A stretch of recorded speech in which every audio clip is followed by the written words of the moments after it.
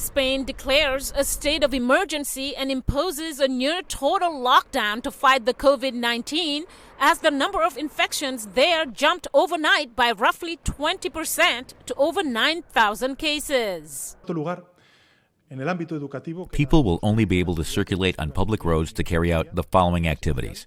Firstly, the acquisition of food, pharmaceutical products, and basic necessities. Secondly, assistance to health centers, services, and establishments. Travel to the place of work to carry out their work, professional, or business activities.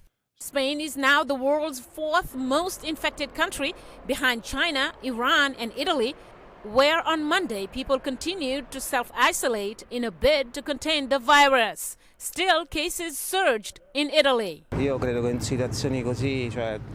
believe that in this kind of situation, we must be compliant and orderly. I hope that it will end soon, because I am exhausted. Here at the supermarket, things are quite smooth. We're keeping the safety distances. I have the gloves already in my pocket, and I calmly respect my line. I try to be as quick as possible.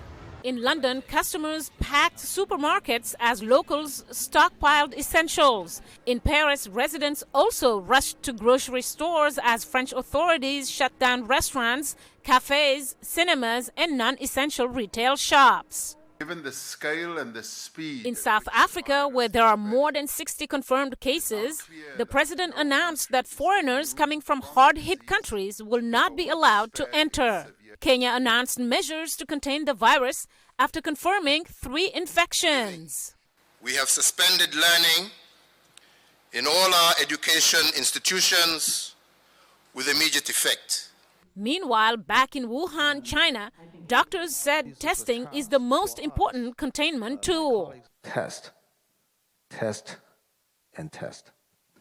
Whenever you have no chance to do the test, the nucleic acid test for COVID-19, you never know who is the carrier, who is the patient, and you never know who should be quarantined and who are close contacts. Advice echoed by the World Health Organization on Monday, and something other countries around the world are racing to do.